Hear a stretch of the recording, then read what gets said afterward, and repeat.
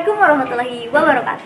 Halo teman-teman, perkenalkan nama saya Siti Nurhaliza sebagai moderator di video presentasi kali ini.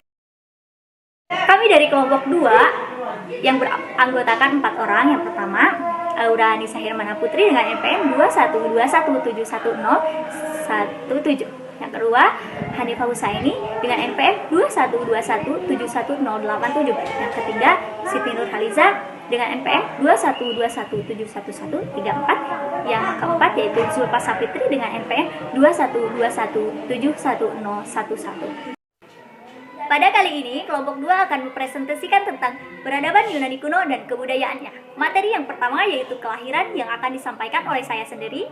Yang kedua, perkembangan Yunani kuno yang akan disampaikan oleh Hanifah. Yang ketiga, kehancuran yang akan disampaikan oleh Aura. Dan yang keempat, kebudayaannya akan disampaikan oleh saudari Zulfa. Kelahiran Yunani kuno. Yunani merupakan pusat peradaban tertua di Eropa, berlangsung antara 1000 tahun. Daerah terletak di ujung tenggara benua Eropa. Masuknya bangsa pendatang dari padang rumput menjadi pemicu adanya bangsa Yunani. Adanya filsuf-filsuf pendatang yang mendiami pulau Mediterania menjadi penyebab munculnya di Eropa pada akhir abad ke-6 sampai 5 sebelum Masehi. Yunani kuno merupakan sebuah negara kepulauan di Laut Mediterania dengan luas wilayah 131.597 dengan 11,94 juta jiwa. Komposisi 50,4% laki-laki dan 49,6% perempuan. Daerah Yunani terletak di ujung benua Eropa. Faktor keadaan alam, penduduk dan lain-lain menjadi penyebab tingginya peradaban Yunani kuno. Letak daerah Yunani berada di ujung tenggara benua Eropa. Masuknya bangsa pendatang dari padang rumput menjadi pemicu adanya bangsa Yunani.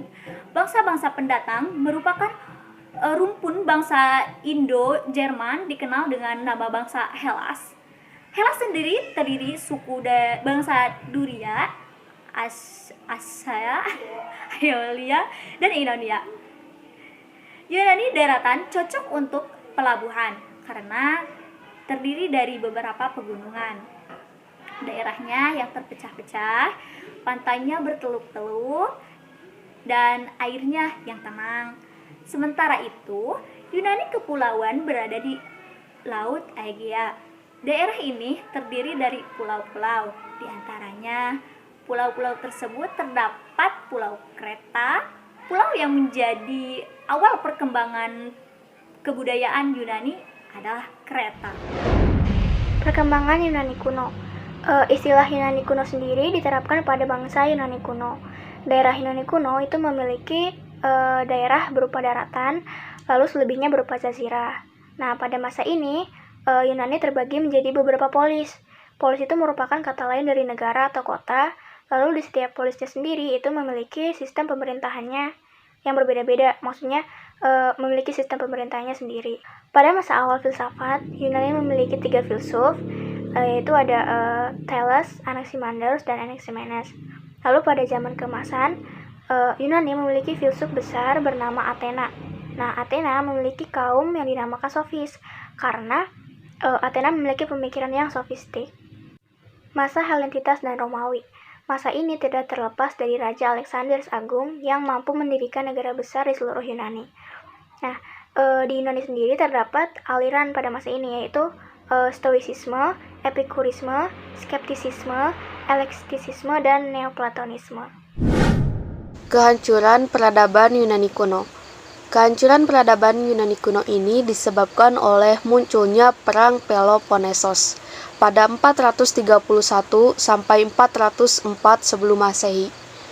Perang Peloponnesos ini terjadi karena polis Athena terlalu kuat sehingga menimbulkan rasa khawatir bagi polis-polis lain menjadi sasaran ekspansi Athena. Keadaan ini menyebabkan polis Sparta bangkit memimpin polis-polis lainnya untuk menyerang Athena. Akhir perang ini terjadi ketika Sparta menebangi pohon zaitun dan menghancurkan tanaman lainnya untuk melumpuhkan ekonomi Athena. bencana lain yang dialami Athena adalah munculnya wabah penyakit akibat buruknya sanitasi sehingga menyebabkan kematian. Seperempat jumlah penduduk Athena termasuk Perikles tahun 429 sebelum Masehi. Kematian Perikles juga menyebabkan kekuatan Athena semakin lemah. Akhirnya pada tahun 404 sebelum Masehi, Sparta dapat mengalahkan Athena karena bantuan Persia. Perang tersebut mengakibatkan rapuhnya pertahanan Yunani untuk menghadapi ancaman dari luar berupa penaklukan oleh Raja Makedonia. Perang Peloponnesos ini mengakibatkan Yunani terpecah dan semakin lemah. Dan dengan mudah pada 338 sebelum Masehi, Raja Filipus dari Makedonia ini dapat menaklukkan Yunani. Namun Filipus ini terbunuh dan digantikan oleh putranya yang bernama Alexander Agung yang memerintah pada antara tahun 336 sampai 323 sebelum Masehi. Alexander Agung ini menjadi raja pada saat usianya 20 tahun. Cita-citanya adalah menguasai kerajaan dunia pada waktu itu, yang meliputi Eropa seperti Yunani, Afrika seperti Mesir, dan Asia seperti Mesopotamia dan Persia.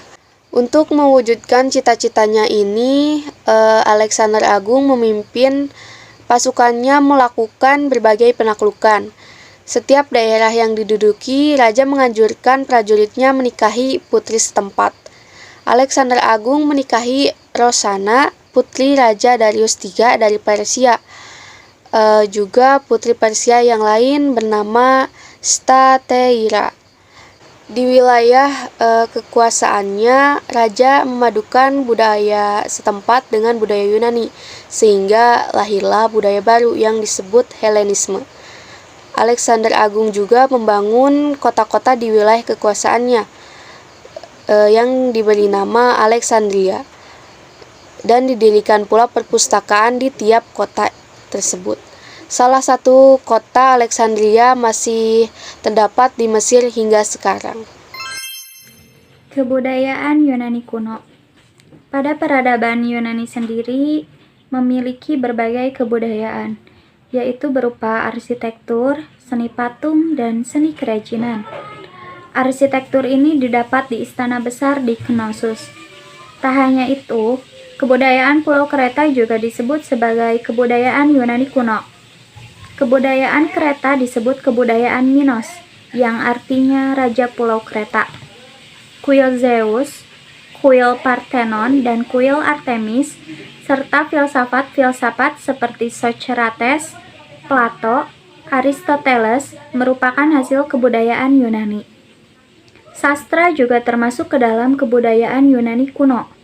Di antaranya yaitu sastra Homerus, sastra Herodotus, sastra Thucydides, dan sastra Sophocles. Kepercayaan yang dianut bangsa Yunani kuno yakni politeisme. Politeisme ialah menyembah banyak dewa. Dapat disimpulkan dari materi kali ini yaitu perkembangan ilmu tidak akan lepas dari peradaban manusianya. Manusia sangat berpengaruh dan berperan penting dalam ilmu pengetahuannya. Pada setiap peradaban itu sendiri memiliki ilmu pengetahuan yang sangat bermanfaat untuk masa kini dan masa mendatang.